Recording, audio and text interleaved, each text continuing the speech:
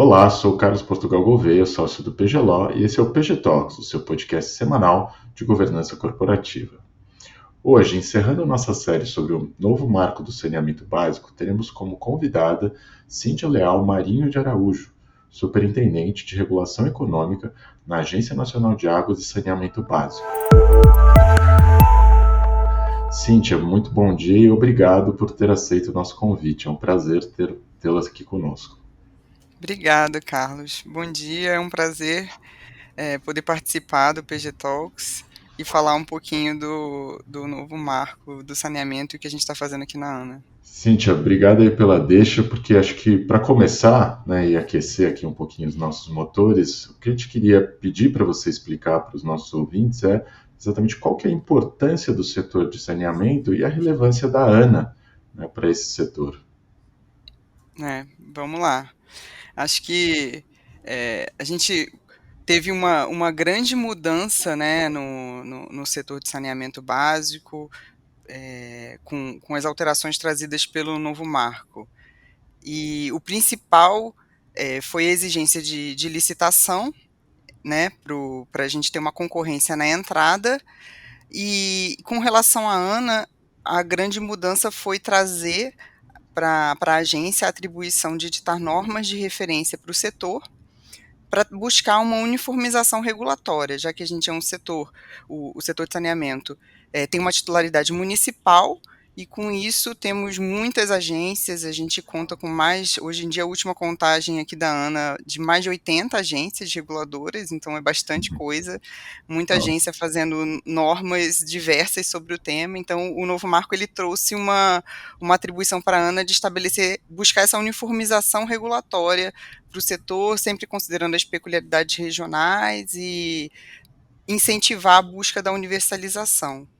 Eu acho que é um ponto principal. Quando a gente discutiu o marco, acho que o grande diagnóstico era da falta de investimentos, né, da necessidade de investimentos e da importância de se trazer estabilidade jurídica e regulatória para o setor para proporcionar essa entrada de novos investimentos. E, Cíntia, acho que você sabe que eu sou um grande fã do novo marco, né? E principalmente pensar que o novo marco estabeleceu metas tão claras de universalização é uma coisa fantástica, porque realmente é a possibilidade de a gente cobrir esse passivo aí secular, né, de exclusão social. Então, imagino que isso exige uma grande organização, né, de vocês na ANA. Então, para dar uma ideia para os nossos ouvintes de como é o seu trabalho aí, né, a gente queria perguntar assim, quais seriam as metas da ANA para esse ano de 2022, né, e como que vocês pretendem implementá-las? A gente sabe que o objetivo de longo prazo é longo e difícil, mas a gente queria ter uma ideia assim, como que vocês querem, na verdade, começar, né, esse ano, esse trabalho. Não, ótimo, acho que é importante trazer isso.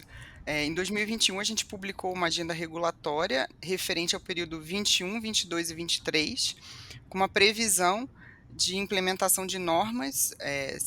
A gente estabelece marcos a cada 6 meses de temas a serem regulamentados. Claro que a gente está falando de uma atribuição ampla, né? A gente tem na competência da ANA para regulamentar, basicamente de forma macro, 13 temas, e para cada um desses temas ele pode se desmembrar em várias normas. Eu posso dar um exemplo da regulação tarifária. O marco traz estabelecer normas de regulação tarifária, e a regulação tarifária ela está aberta em pelo menos umas 5 normas para a gente conseguir contemplar esse tema. E isso a gente iniciou pela parte de água e esgoto, de forma mais ampla, assim, intensa, mas a gente também está já tratando de algumas normas de resíduos sólidos. Para o próximo período de agenda regulatória, que provavelmente será de 2024, 25, 26, a gente vai complementar essa parte de água e esgoto que ainda não foi tratado. Por exemplo, a parte de revisão tarifária não está contemplada, mas a gente está considerando publicar ela no primeiro semestre de 2024, e a gente já começa a entrar nos outros componentes de resíduos sólidos e também a parte de drenagem de forma mais objetiva. Então, é bem ambiciosa a agenda, E esse ano a gente tem a previsão de uma norma de indenização agora nesse primeiro semestre, talvez atrase um pouco, modelo de regulação tarifária aqui na nossa área de regulação econômica, e já vamos começar a estudar também a parte de estrutura e matriz de riscos para publicação em breve. Muito trabalho pela frente, né, É. Cíntia? Uma das coisas interessantes do novo marco, que eu sempre considerei, é realmente o papel da ANA, né? Que ela é um papel muito moderno, que é um regulador sempre em diálogo com outros reguladores, né? Não é um Uhum. regulador tradicional que tem só aquela sua autoridade específica, né? Na verdade, ela demanda que o regulador colabore com outros reguladores. E acho que algo que demonstra isso são as próprias normas de referência, né? Então, eu queria até que você ajudasse aqui os nossos ouvintes explicando o que, que são essas normas de referência, né? Qual que é o papel delas dentro do setor? Acho que quando foi publicado, essa foi a pergunta bem que sempre foi feita, né? E a gente ainda está em construção sobre escopo e definição. Acho que isso vai variar dependendo do tema que a gente tratar. Mas, de forma geral, acho que a grande importância e o objetivo dessa norma é trazer uma segurança mais para o setor, né? Tentar tirar tanta a dificuldade, acho que dificulta um pouco o ambiente de negócio quando você tem um operador trabalhando no Brasil desse tamanho, mas que se submete a uma diversidade de agências, pode ser, assim, tem regulador com 15 agências, então, assim, com 15 normas diferentes. Então, acho que o objetivo é a gente migrar para uma maior uniformização, mas eu sempre digo que essa norma de referência ela vai dar uma diretriz, né, do um objetivo de uma melhor norma para cada situação, e acho que a gente tem que considerar, segundo o Marco traz isso, né, as peculiaridades regionais, esse ponto é muito importante. Eu resisto um pouco em usar a palavra uniformização, acho que ela está especificada, ela está desse jeito no marco, mas acho que aquela coisa, a gente tem que ler de forma conjunta. Eu falo uniformização, mas eu também falo em peculiaridades regionais. Então, eu preciso considerar as diferenças em relação à geografia, muitas vezes, mas também em relação ao tipo de prestador. Eu tenho prestação de empresa pública, por contrato de programa, eu tenho contratos licitados, eu também tenho prestação direta. Então, acho que a norma ela vem trazer melhores práticas regulatórias para essas diversas situações, buscando para cada um desses clusters que a gente vai montar, dar uma melhor diretriz. Senti muito interessante isso que você colocou sobre a uniformização, né? Porque, tipo assim, muitas pessoas, quando se formam em direito, ou mais jovens, elas acham que o direito sempre tem que ter uma segurança jurídica, que, como se a segurança jurídica fosse monolítica, né? Então é uma coisa que é desse jeito e que ficará desse jeito para sempre. Uhum. Mas o que a gente vê, principalmente nos setores regulados, é que você tem uma segurança jurídica dinâmica, na verdade, que ela vai se adaptando a, como você disse, realidades regionais e também as mudanças do tempo, né? Porque no setor de saneamento agora também a gente tem o impacto de uma série de novas tecnologias, né, que tornam determinados serviços mais baratos, mais acessíveis, e que tem que ter um estímulo para que eles sejam implementados. Então é bem Uhum. interessante isso que você trouxe, né, de que realmente a ANA ela tem esse papel de estimular o diálogo entre os vários reguladores, às vezes trazer uma experiência boa de um regulador para outro regulador, e realmente é uma coisa muito diferente do que a gente está acostumado a estudar sobre, pensar na teoria da regulação. E acho que tem um ponto do Marco que destaca ainda mais essa questão, que é o modelo de resolução de disputas, né, no setor do saneamento e o papel que o Marco deu para a ANA nesse processo. Então, queria saber de você assim, como que a própria agência tem visto esse papel tão diferente e basicamente único no Brasil e talvez até no mundo, né, para exercer essa função que está prevista na É. resolução de disputas. realmente é tudo muito novo, né. É até difícil, às vezes, quando a gente vai para fora, tentar explicar, porque são é uma situação muito nova de ter uma agência reguladora nacional, numa atividade com titularidade municipal, com uma diversidade de agências, e que a gente tem que trabalhar numa cooperação, porque a agência infranacional é quem faz a regulação efetiva do setor, né, ela que estabelece, por exemplo, valor de tarifa é feito pela quando não no processo licitado, mas essas questões mais objetivas, ela está na competência da infranacional, né, a gente dá regras e normas de referência que não são necessariamente vinculantes, até se entender que não precisa de repasse de recurso público. E eu acho que essa norma de mediação, ela traduz também um pouco isso. Eu vejo com muito bons olhos isso, acho que é um grande ganho, que deveria ser cada vez mais incorporado e buscado, sabe, uma questão, de conciliação, para a gente tentar evitar ficar tantos anos na justiça, e a norma traz essa questão da necessidade de precisar ter acordo entre as partes para buscar a mediação da ANA. Então, já estabelece um requisito. A gente estava conversando até aqui ontem, estava conversando com um assessor de mediação, e a gente estava pensando assim, qual que seria o escopo, né? Porque ainda está em construção, né? A gente tem que ressalvar, essa ainda está até para a definição da diretoria de qual será o escopo, porque a gente tem contratos já estabelecidos que muitas vezes não tem nem uma norma de mediação. Eu tenho as normas para temas específicos, né, da ANA, que a gente vai estabelecer muito mais para questões futuras, na maior parte das vezes, e de forma mais objetiva. E então, assim, a gente está construindo ainda qual que vai ser o escopo dessa norma, né? Até onde a gente vai, porque será que a gente deveria mediar só o que ainda é uma reflexão, mas só em relação a regras que a norma de referência estabelecer? Será que a gente pode fazer isso, já que a gente não teria uma questão de conflito, né, de interesse, se eu estou fazendo a regra e eu vou mediar, ou será que é um papel fiscalizador em relação à minha norma?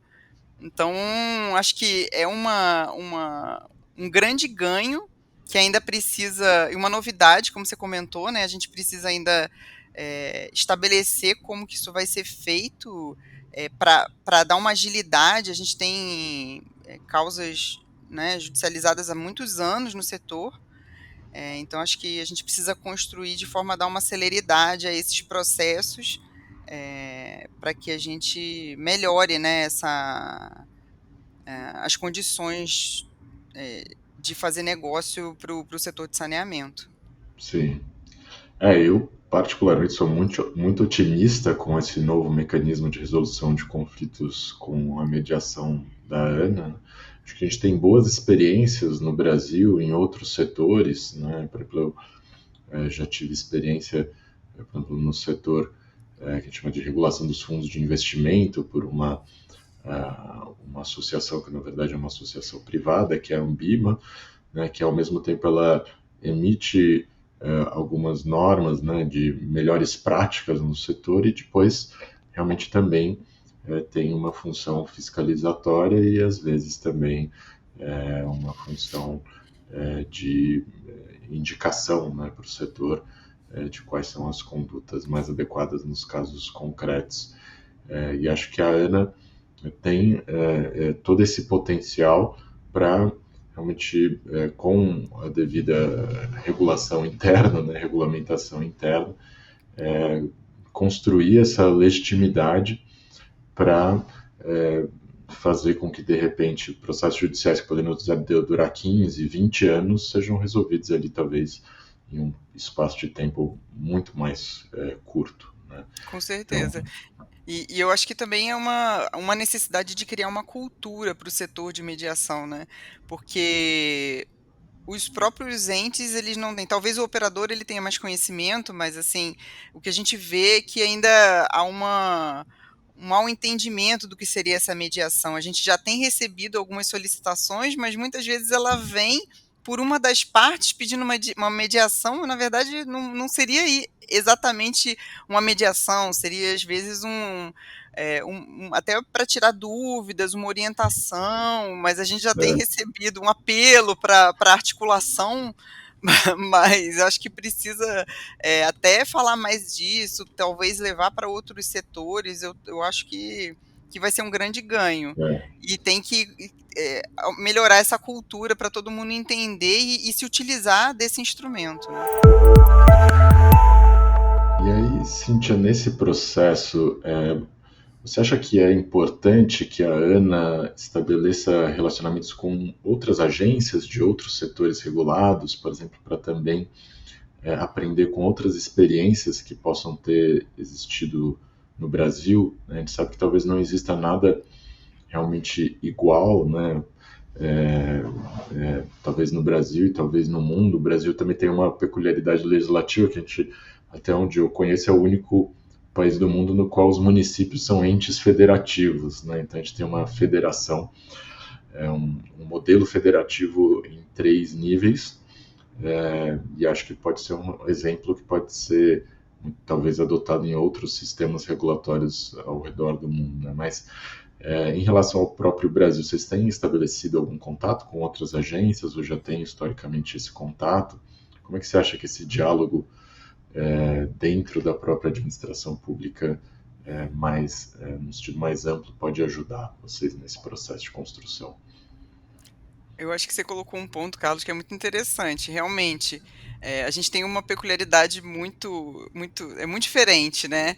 E aí isso até dificulta a gente buscar melhores práticas internacionais e a gente até explicar o nosso problema para outros países, porque eles não entendem, assim, cria uma dificuldade que às vezes quem é de fora não consegue entender. Então, a gente tem articulado realmente, buscado as outras agências, né, reguladoras, os reguladores federais também, até na própria formação da equipe, aqui na nossa superintendência, o meu adjunto, ele veio da ANAC, a gente tem um coordenador que veio de regulação tarifária, que veio da NTT, o de contabilidade regulatória da ANEEL, e o de contratos ele veio da ANTAC. Então a gente já Uau! construiu uma miscelânea regulatória aqui que está sendo bem importante, porque acho que é até uma oportunidade. A gente ficou para trás, então a gente tem que ver qual que é a oportunidade de estar sendo o último setor, né, a alcançar essa universalização. É aprender com o erro dos outros setores.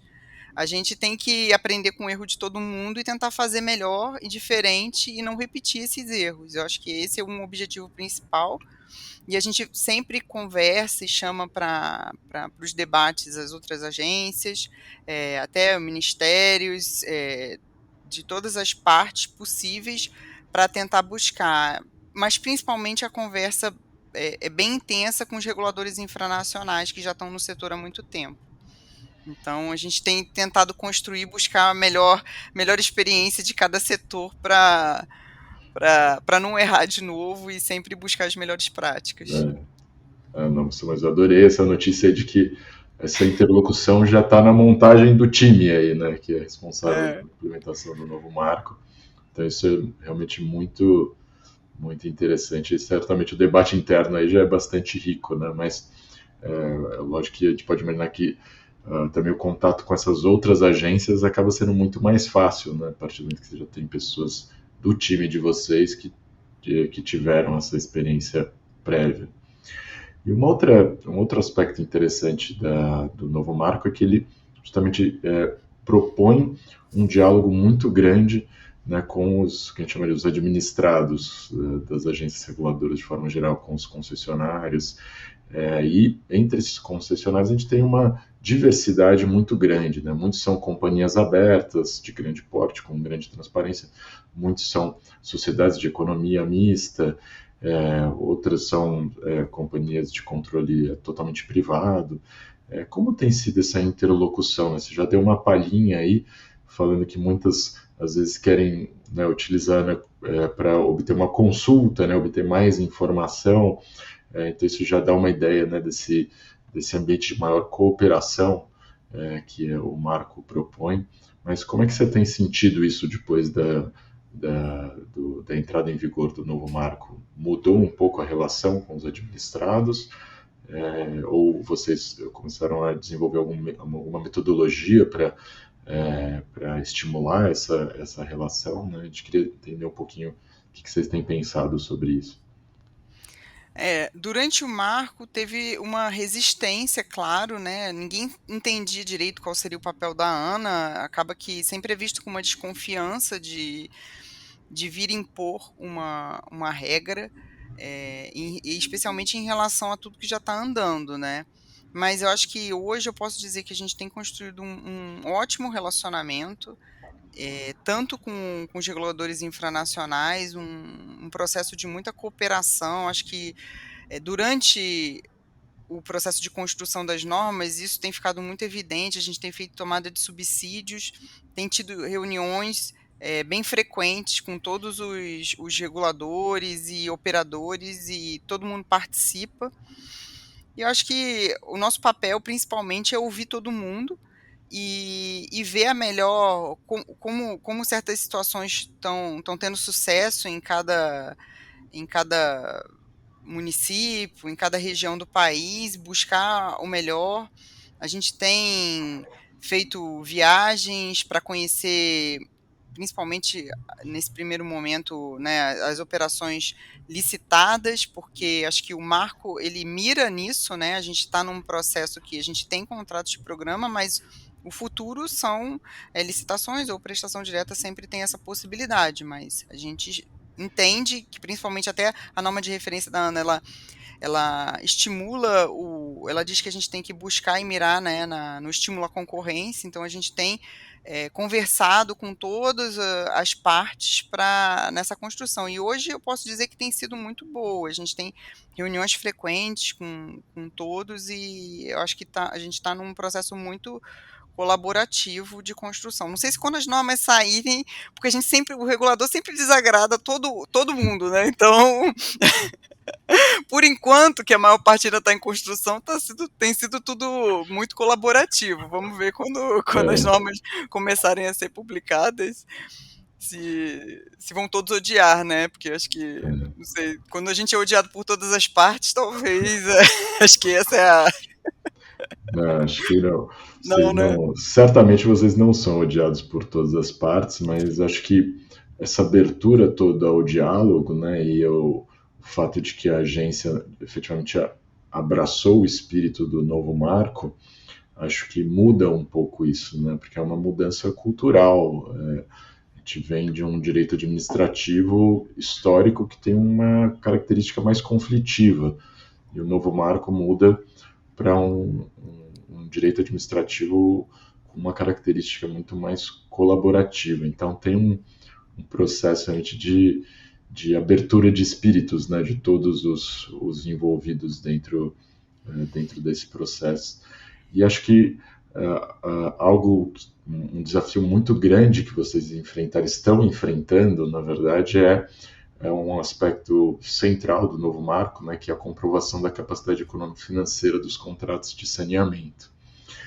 E acho que não conheço nenhuma outra pessoa que tenha estudado tanto esse tema no Brasil quanto você, né, que assumiu isso como quase uma responsabilidade pessoal aí de que tudo desse certo, né, se preocupa muito com essa questão. Mas acho que a pergunta que a gente teria para você, na verdade, seria qual que é a relação entre esse processo, né, de comprovação da capacidade econômico-financeira com o objetivo da universalização, né? Qual que é o propósito desse procedimento? Estudamos, né, Carlos? Estudamos. Vocês colaboraram aí na nossa construção da cartilha, nos cursos que a gente deu para os infranacionais. Realmente foi uma novidade muito importante do marco. Acho que essa avaliação ela veio buscar equiparar os contratos já estabelecidos sem licitação, né, com os contratos licitados, fazendo essa avaliação que é feita num processo licitatório.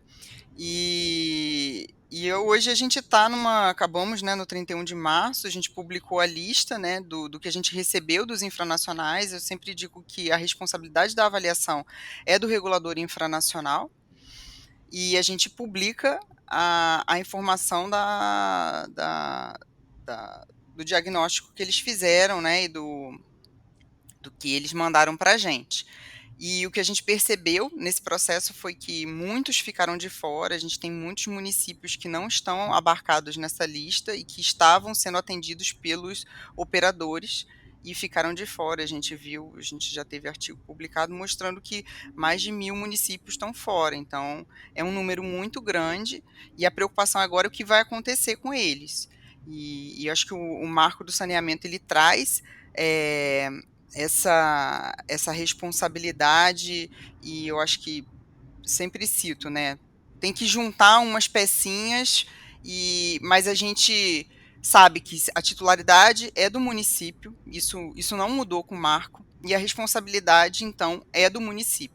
Isso é reforçado lá no parágrafo 2º, quando fala que os contratos licitados, eles podem permanecer como estão, e o titular tem que buscar as alternativas para alcançar a universalização. Então, acho que o que tem que ser repetido é que o município tem essa responsabilidade de dar uma solução para o que vai acontecer agora, né?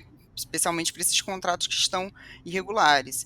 O regulador ele tem que mandar e orientar, né? O regulador para cada contrato verificou que o contrato é irregular, informa para o titular, e eu acho que o titular tem que buscar as alternativas, prestar direto ou licitar. Eu só reforço que a gente vai passar por um momento também sensível, porque a gente tinha um operador público, uma companhia pública operando, provavelmente a gente vai ter um processo de solicitação de indenizações, então isso vai ter que estar na conta do município, saber que ele vai ter que pagar essa indenização. Muitas vezes caminhar para uma licitação é um processo mais simples, mais fácil de absorver essa necessidade de indenizar na própria modelagem. E um outro ponto que eu acho que é importante, né? A Ana não consegue.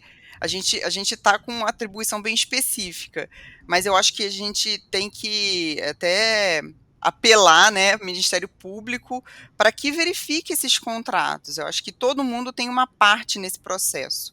O titular tem a responsabilidade, eu acho que máxima, o regulador tem uma responsabilidade de informar e de fazer fiscalização, mas eu acho que o Ministério Público também pode atuar muito intensamente, de uma forma muito benéfica para a população, na busca da resolução dessas questões, porque a gente está olhando também, eu acho que é importante destacar que a gente está olhando, depois da capacidade econômico-financeira, os contratos que eram regulados e ficaram né, que eram operados por empresas públicas e ficaram irregulares, mas a gente não pode esquecer que a gente tem mais de 2.000 municípios que têm prestação direta. E também tem, apesar de não ter regra contratual com meta estabelecida em contrato, eles também têm que buscar universalização. Eles não podem esquecer que eles também têm obrigatoriedade de universalizar o serviço em cada município, não pode ser tratado diferente. Então, acho que a mensagem seria essa. Cíntia, e assim, por todas as suas respostas, para mim acho que ficou muito claro, né, os imensos desafios que a Ana tem aí nos próximos anos. E pensando nessa meta efetiva da universalização, né, acho que, por analogia, eu diria que a Ana é meio que o camisa 10 aí desse processo, né? O jogador ali no meio de campo que tem que tocar todas as bolas, tem que auxiliar as pessoas a marcarem os gols, mas também tem que desarmar, tem que fazer de tudo um pouco, né? Uma espécie de jogador completo aí dentro desse processo. E acho que a gente discutiu bastante, né, como que existe essa colaboração, né, com os demais reguladores municipais, como que também tem essa colaboração com outros órgãos, né, do governo, a colaboração também, óbvio, com as companhias, né, que eventualmente vão prestar o serviço. E como uma questão final para você, eu queria perguntar um pouquinho como é que vocês veem a participação da sociedade civil, né, até das pessoas que estão nos ouvindo. Como que elas podem auxiliar nesse processo? Porque acho que a busca pela universalização do saneamento é uma coisa que sensibiliza todas as pessoas, né? É uma coisa que entristece as pessoas quando a gente vê as imagens, né, dos locais que não têm esse tipo de cuidado, o impacto no meio ambiente, o impacto na saúde das pessoas. Então, como é que você acredita que a gente poderia, de repente, também envolver um número maior de pessoas que não só aqueles diretamente ligados, né, à regulação do setor. Eu acho que é bem importante essa participação. E acho que a gente está num ano até importante para isso, né? A gente está num ano de eleição e acho que vale a pena cada um fazer uma reflexão sobre como está essa, né, a situação em cada um dos seus municípios e estado, né? Porque é, isso vai impactar já impacta diretamente na capacidade econômico-financeira. A gente já teve sete companhias estaduais que não encaminharam, então assim, todo o atendimento já está irregular, então acho que é bem importante, mas a gente tem até comentado muito isso, né? E eu acho que a transparência, quanto mais a gente conseguir dar transparência e publicidade para a situação e para os dados, a gente propicia uma maior fiscalização da sociedade civil. Acho que esse é um primeiro ponto. Acho que a gente tem uma responsabilidade muito grande em relação a isso para tentar dar o máximo de transparência. Acho que essa questão é bem importante. Um ponto que a gente estava destacando aqui era a importância da publicidade dos contratos de prestação de serviço, porque o contrato de prestação de serviço é um acordo, né, firmado entre o operador, né, o titular, mas que tem várias partes, ele tem obrigações, inclusive, dos usuários, então, assim, precisa ser público, o usuário tem que ter o direito de saber como é que o serviço dele, qual que é a regra que baliza a prestação do serviço dele. E na maior parte das vezes não é, a gente tem muito poucos contratos disponibilizados na internet. Acho que esse é um desafio até para a gente aqui, para incentivar essa transparência, para que a sociedade possa fiscalizar da melhor forma isso.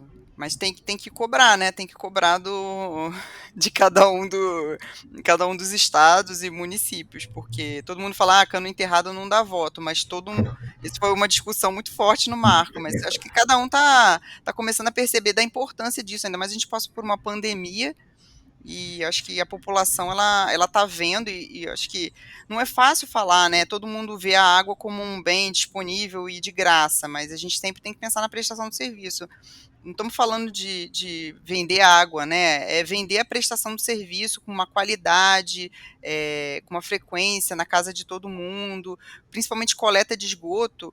A população tem uma dificuldade muito grande em saber. Você vai na casa e você não sabe se o seu esgoto está indo para uma rede, se está caindo no rio. Se você tem afastamento, você não sabe se tem tratamento na sua cidade, daqui todo aquele esgoto. É difícil e acho que só uma transparência maior sobre todos os dados vai facilitar essa fiscalização. É.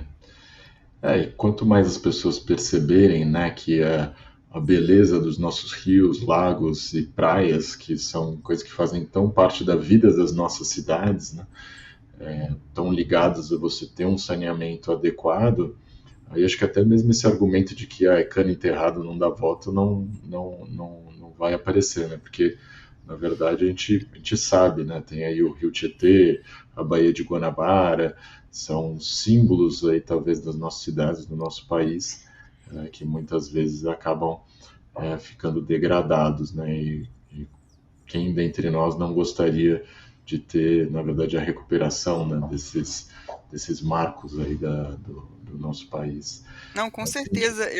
Eu só para finalizar, eu sou de Niterói, né? E essa semana eu vi uma notícia que eu fiquei muito feliz, falando que no último ano a praia de Caraí ali foi propícia para banho quase que 100% do tempo. Então, acho que você tem um operador lá privado que o serviço está universalizado, coleta, abastecimento de água, né, e tratamento. E aí do outro lado da Bahia você tem a Praia do Flamengo, que eu nadei lá quando eu era criança. E hoje em dia é impossível falar isso. Você tem a Praia de Botafogo que você não pode entrar. Então, acho que a gente tem que buscar essa universalização sim para voltar com essa qualidade para toda a população. E essa concorrência, essa competição vai tornar todos os efeitos desse serviço muito mais claros, né? Acho que é uma coisa que realmente tem um potencial enorme.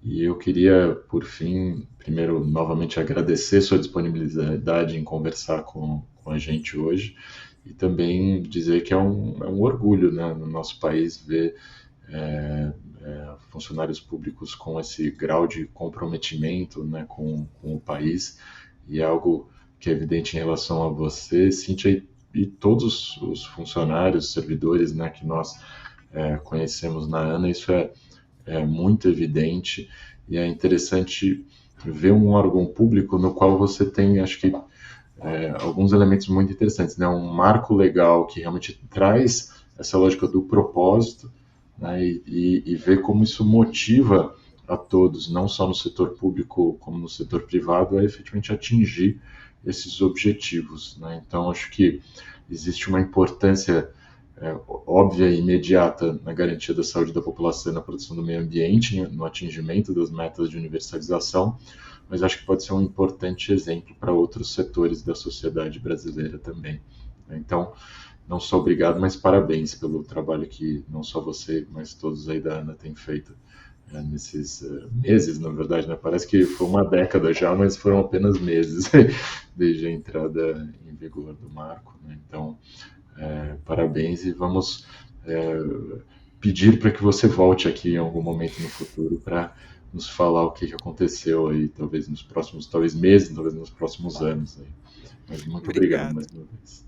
Obrigada, Carlos. É um prazer. Eu acho que é muito importante essa iniciativa de vocês. A gente precisa discutir, trazer transparência e explicar como é que está sendo o processo. Acho que essa lei é muito complexa e essa iniciativa ela é muito importante, porque a gente precisa, né, engajar realmente a sociedade. A gente tem trabalhado realmente de forma muito intensa aqui na ANA, não só a minha equipe, quanto a equipe da outra superintendência que cuida mais da parte técnica de regulação de serviços. E a diretoria também está com um comprometimento muito grande para a gente conseguir implementar o marco, as normas de referência e melhorar a situação do saneamento no país. Obrigada. Estamos à disposição. Obrigado e até logo. Até logo. Se você gostou do nosso podcast, não deixe de nos acompanhar no YouTube, Facebook, Instagram e LinkedIn e também na sua plataforma favorita de áudio. Você pode nos encontrar pelo nome do escritório PGLO, PGLAW. Fique à vontade para entrar em contato com a gente pelo e-mail info@pglo.com.br para fazer qualquer sugestão, crítica ou nos enviar uma dúvida. Então, muito obrigado e até a próxima semana.